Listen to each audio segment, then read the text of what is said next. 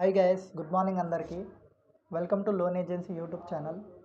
ఈరోజు మనం 2025-2026 యొక్క స్టేట్ సెంట్రల్ బడ్జెట్ గురించి మాట్లాడాలనుకుంటున్నాం.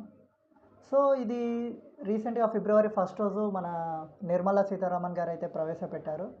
అండ్ ఇందులో మెయిన్గా మనం చూసుకోవాల్సింది ఏంటంటే ఇన్కమ్ ట్యాక్స్ గురించి, దెన్ రీసెర్చ్ గురించి, అలాగే అగ్రికల్చర్ గురించి, ఇంకా చాలా విషయాలు అయితే నేను మీకు చెప్పాలనుకుంటున్నాను. సో ఇందులో ఫస్ట్ వచ్చేసి అయితే ఇన్కమ్ ట్యాక్స్. అంటే ఇన్కమ్ ట్యాక్స్ గురించి మాట్లాడుకోవాలి. బేసికల్గా ఇప్పటి వరకు అయితే ఎవరైతే ఇయర్లీ 7.5 ల్యాక్స్ అయితే సంపాదించేవారో, అంటే 7.5 ల్యాక్స్ నుంచి ఎవరైతే ఎక్కువ సంపాదించేవారో వాళ్ళకనేది ట్యాక్స్ ఉండేది. ఆ స్లాబ్స్ని బట్టి వాళ్ళకు ఒక ట్యాక్స్ అనేది ఉండేది. కానీ ఇప్పుడు ఆ లిమిట్ని సెంట్రల్ ఏం చేసిందంటే 12 ల్యాక్స్కి తీసుకెళ్ళింది. సో 12 ల్యాక్స్ అంటే మీరు ఇయర్లీ 12 ల్యాక్స్ మాత్రం సంపాదిస్తే మీరు దానికి ట్యాక్స్ కట్టాల్సిన అవసరం లేదు. ఆ లిమిట్ని 12.75 ల్యాక్స్ వరకు పెట్టింది.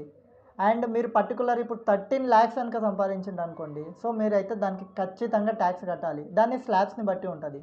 సో ఈ ఇన్కమ్ ట్యాక్స్ స్లాబ్స్ ఎలా అనేది కూడా నేను మీకు నెక్స్ట్ వీడియోలో చెప్పడానికి ప్రయత్నిస్తాను.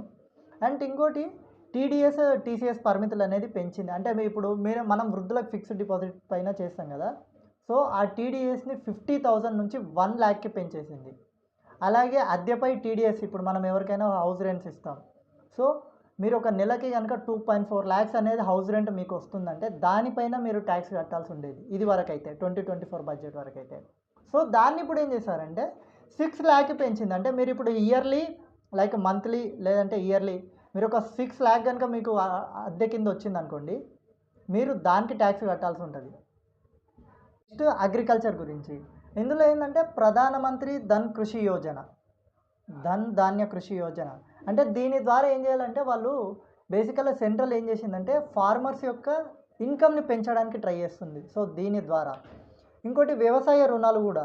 అంటే మొత్తం దేశంలో 7.7 కోట్ల మంది రైతులకు, మత్స్యకారులకు, పాడి రైతులకు 5 లక్షల వరకు క్రెడిట్ కార్డ్ అనేది ఉంటుంది. అంటే ఇప్పుడు మీకు ఎలా అంటే మన నార్మల్గా క్రెడిట్ కార్డు ఉంటుంది కదా, బ్యాంక్ ఎలా అయితే ప్రొవైడ్ చేస్తుందో ఇప్పటి వరకు సెంట్రల్ కూడా ఉంది.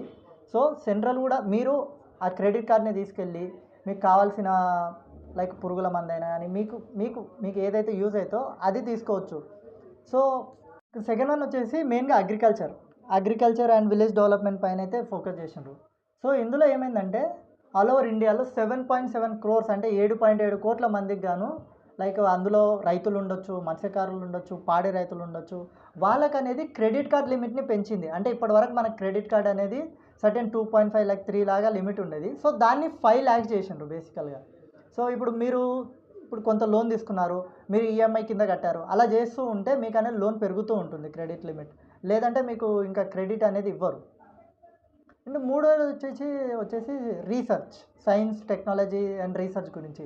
R&D నిధులు ఏదైతే ఉందో దాన్ని 20 కోట్ల పెట్టుబడి ద్వారా ప్రైవేట్ రంగంలో లేదంటే పరిశోధన, అభివృద్ధి.